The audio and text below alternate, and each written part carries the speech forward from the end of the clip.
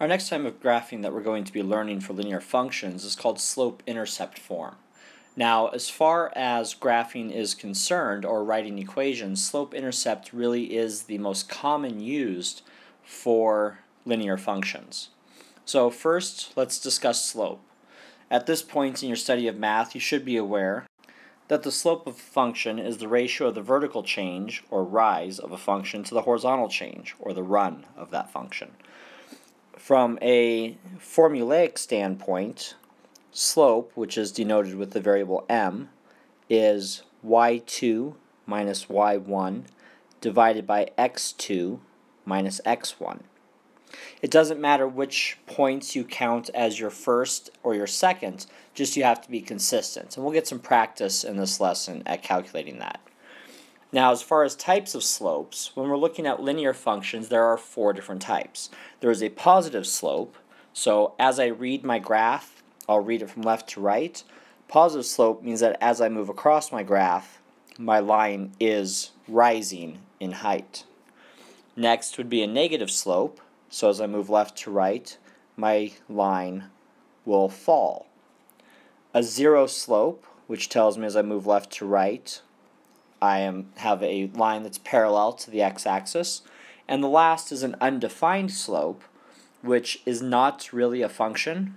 It's simply a vertical line. This would be an x equals value. The horizontal line is a y equals value. No x included in the horizontal line or the zero slope, no y included in the undefined slope or the vertical line. Now, a slope-intercept form for a function has the appearance of y equals mx plus b, where m is our slope and b is our y-intercept. So b is going to be the coordinate 0, whatever b is. That will give us basically our starting point on the y-axis. The slope tells us how we're supposed to move. So in the functions that are shown here, y equals a negative 1/2 x plus 3, this negative 1/2, not the 1/2 x, but the negative 1/2, is our slope.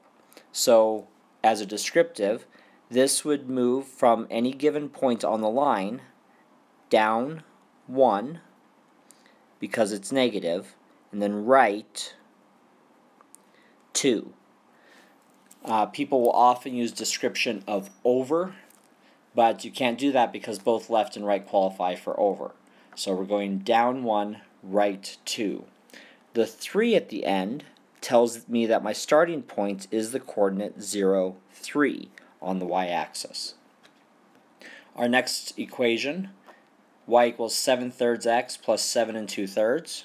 Again, the 7/3 tells me that I will move up 7 and right 3 between any given two given points. Because it is positive, I am moving up. Now my b is the negative 7 2/3, so my y-intercept is the coordinate 0, negative 7 2/3. So this is how we get it when we have an equation already written, but what if we have a series of data? How do we pull the equation and pull the information from it? So here I have a couple tables of values, and for each one I'm going to identify the slope and the y-intercept and then describe the movement made. Well, to do this I'm going to actually go through the process of writing an entire equation.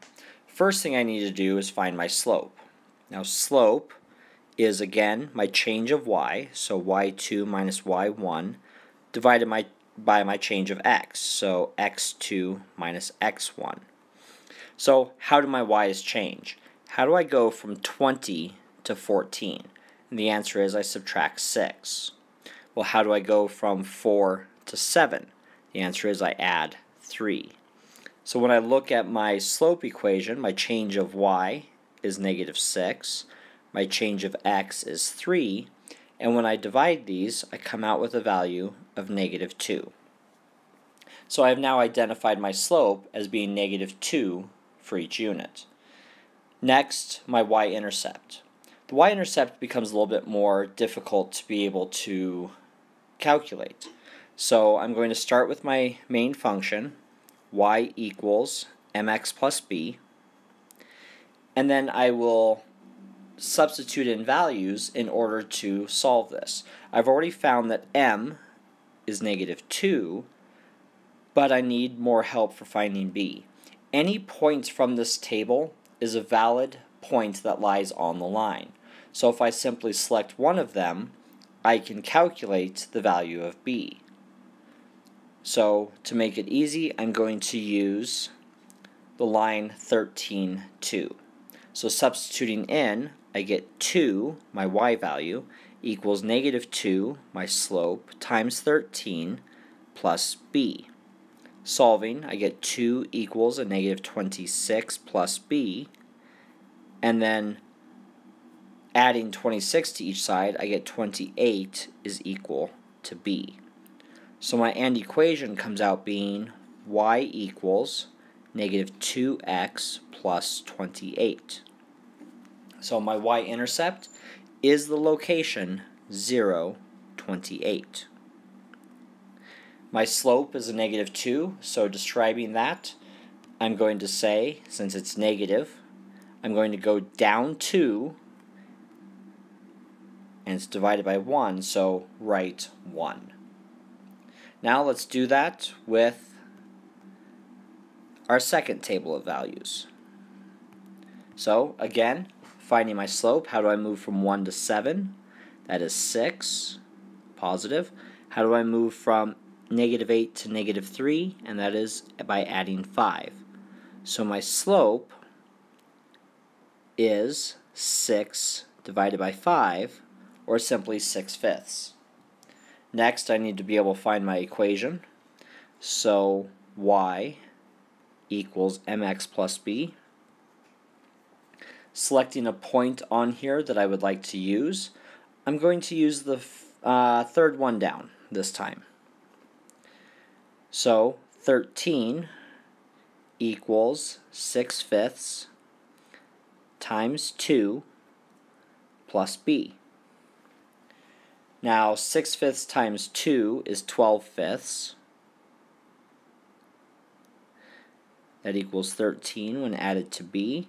I'm going to subtract 12/5 from each side. Well, to do that, 13, when I put in terms of fifths, is actually 65/5. So when I subtract 12/5 from 65/5, I get 53/5, or 10 3/5 is equal to b. So my y-intercept is going to be 0, 10 3/5 from here. My slope is 6/5, so that means up 6 and right 5 from my starting point. So my end equation, y equals 6/5 x plus 10 3/5. Okay. So if I have an equation, I can identify the pieces. If I have a table of values, I can go through and write the equation. But what if I have an equation? How do I go about graphing? That's what we're going to take a look at now. So in order to graph a slope-intercept equation, we are going to follow a few simple steps. The first step is we will plot the y-intercept. Once we have that done, we will use the slope to plot at least one more point, and that really is at least. We can do more. Once we have that, we will connect the points with a line, and this entails using a straight edge, a ruler, the edge of a book, a student ID, a credit card, something that has a straight edge. So we're going to go through and work this out for the three functions that are shown. First, for f of x, our y-intercept, according to our equation, is +1. So I'm going to place a point at +1.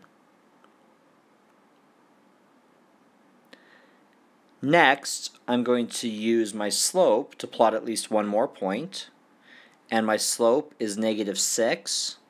So by description, that would be moving down 6 lines and then write 1, since every fraction is being divided by 1. Now, since I can't go any further, I will connect this with a straight line as best as I can on the system that I have. And there is my function f of x.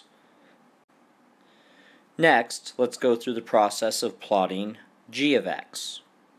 So, first I need to find my y-intercept, and according to this it is -3. So I will drop a point at -3. Next, I will use my slope to plot at least one more point, and my slope is 5/4. So that means I will move up 5 and right 4 from this location. So up 5 and right 4 will land me here. And since I have no more room to make any movements on my paper or on my graphing grid, I will connect these points and get a line that looks roughly as such. Again, with a straight edge, better graphs can be done. Our last one that we're going to do is over here, h of x equals 2. So what I will do, the only thing I have is this one value. So that means I go to that value of 2, place a dot, and since no x is shown, I have a slope of 0, and my line will be a horizontal line. And I now have my h of x.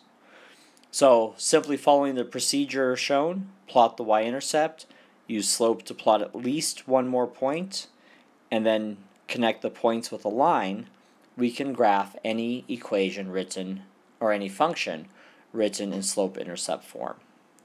So we have the basics here. Now how can we apply this to things in the real world?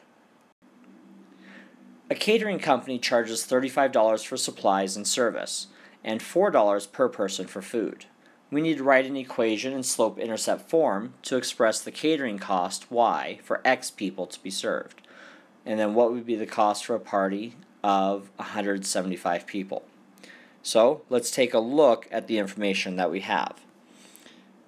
Beginning, we will have our equation y equals mx plus b. Now our slope, as described earlier, is a reoccurring item. It's a rate of change. Our b value is a starting point. It's a one-time item. So in our equation here, our one-time item is going to be the $35. This happens for anybody, no matter what size party, and it's always the same thing. So that is our b. This function will start at the point 0, 35. Our reoccurring cost, our rate of change, will be signified by the $4 per person. This changes based on how many people I have attending. So my slope is 4. Substituting in these values to our equation, we end up with y equals 4x plus 35. And we now have our function and cost for serving an unknown number of people through this catering company. Next, how much would it cost for 175 people to be served? Well, in order to figure this out, I'm going to evaluate this function if my x value is 175. So we're going to say y equals 4 times 175 plus 35. 4 times 175 is 700. Then we add the 35. So our total cost would be $735. If 175 people attend, the expense will be $735 in total. So with slope-intercept form, if you know a starting value and a rate of change, you can apply this out to be able to write equations to model the situation. We can find slopes, we can write equations, and we can identify the parts. So take good notes, get brushed up, because this is, as I said at the beginning, a key form, a main format used for writing linear functions.